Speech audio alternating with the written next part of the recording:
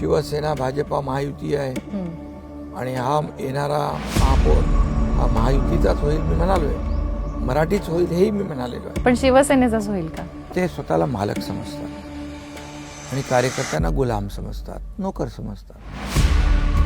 जसं बाळासाहेब सवंगडी सहकार्यांना सवंगडी समजायच्या, तसे हे सहकार्यांना घरगडी समजतात. मुंबई आणि तुमचं राजकीय करिअर या दोन गोष्टी निवडण्याची वेळ आली की ज्या पद्धतीनं मुंबईबद्दलचं राजकारण होतं, तर एकनाथ शिंदे काय निवडतील? मुंबई.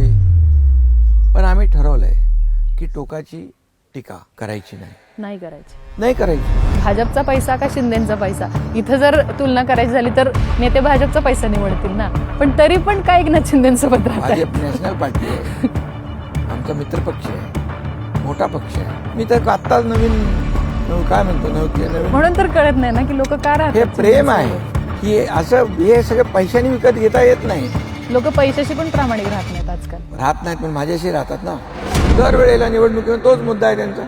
मुंबई महाराष्ट्रापासून तोडणार, मराठी माणसापासून तोडणार. पण उद्योगधंदे जात आहेत मुंबईत.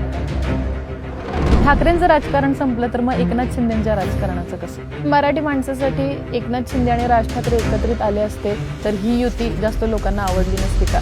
ते करण्यात तुमचं कुठेतरी पॉलिटिकल अपयश झालं असं वाटत नाही? काही लोकांना ते हजमच होत नाही, पचनीच पडत नाही. ते अद्यापही मला तेच मालक आणि नोकर हा कसा काय शेतकऱ्याचा मुलगा, रिक्षा चालवणारा मुलगा, कंपनीत काम करणारा मुलगा, फिशरीज कंपनीत कॉन्ट्रॅक्ट घेणारा मुलगा मुख्यमंत्री कसा होऊ शकतो? राजकारणामध्ये कोणी कोणाचा परमनंट शत्रू नसतो आणि परमनंट दोस्तही नसतो, दुश्मनी नसतो. तुम्हाला वाटतं देवेंद्र फडणवीस भविष्यामध्ये पंतप्रधान पदाचे दावेदार असतील म्हणून भाजपचे? मग कधी अशी भीती वाटत नाही का की भाजप आपल्याला संपवून टाकेल म्हणून, किंवा भाजप हे सगळं ॲक्वायर करून घेईल म्हणून?